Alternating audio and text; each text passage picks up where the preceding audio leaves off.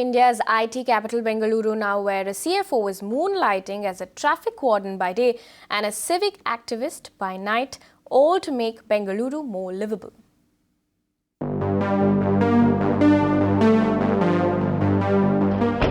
"55-year-old Bangalorean Anjali Saini literally wears many hats.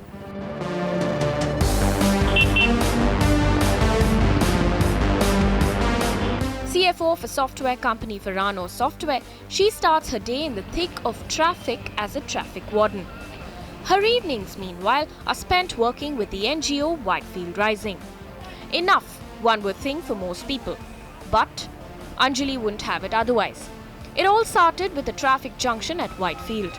With the help of the traffic police, Anjali got buses to stop parking near the junction and thus freed up traffic.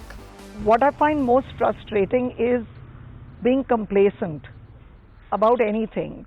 I mean, you might see, like in Bangalore, you might see a barricade that's just fallen on the road, and we'll all just keep walking past it and saying, hey, the barricade's fallen. And actually, all you have to do is go there and pick it up. One thing led to another and it became a daily affair. What started off as a team of 7 traffic wardens has now expanded to close to 40 members. She was also instrumental in fixing footpaths and a bus shelter in ITPL.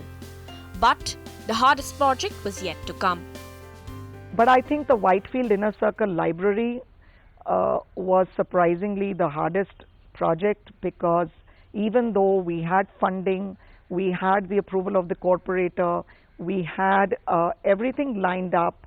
But what's surprising is that even though you're trying to get a public project going, what one realizes is that the people on the ground may or may not agree with what you're trying to do. So there was a lot of pushback. A lot of people felt there should not be a library. Why do we have another building in a public place? Why do you want a toilet? One of the things we had, there is no toilets in all of Whitefield and no public toilets. It's unbelievable. So I think, one of the things we realized is that this is the reason the government in India maybe is unable to do some projects, because they're like, why take the hassle? Ever since, they've been working with the government to come up with solutions to fix Whitefield's problems. However, like Anjali points out, the government still lags in executing basic infrastructure for the city. I think a bigger part of the problem is that what is frustrating is that there are very simple things that the government has to be doing which are standard. Like, for example, drawing a zebra crossing. Like, why hasn't the BBMP till now drawn a simple thing as a zebra crossing? Why isn't there a light for pedestrians? Today, Whitefield also boasts of a railway station thanks to the NGO Whitefield Rising. Anjali and her group are now working on other projects like bringing about a suburban rail system and implementing the Street Vendor Act. She knows it's a Herculean task, but wishes more fence-sitters would take the plunge. Get engaged at any level, your community, inside, and the bigger message is, hey, vote. Come out and vote. If you don't like the guy who's running your ward, if you don't like the guy who's running your city, get out there, get engaged. Anjali now hopes that through her work in Whitefield Rising, citizens take cue from this and make Bengaluru livable again.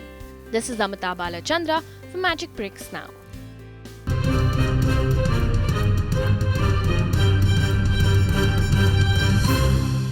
You can watch live TV on our website mpnow.in. Find us on Facebook at facebook.com/magicbricksnow. And don't forget to click the like button. You can also follow us on Twitter at Magic Bricks Now. To stay updated with all our programming, hit the subscribe button on our YouTube channel by logging on to youtube.com/magicbricksnow.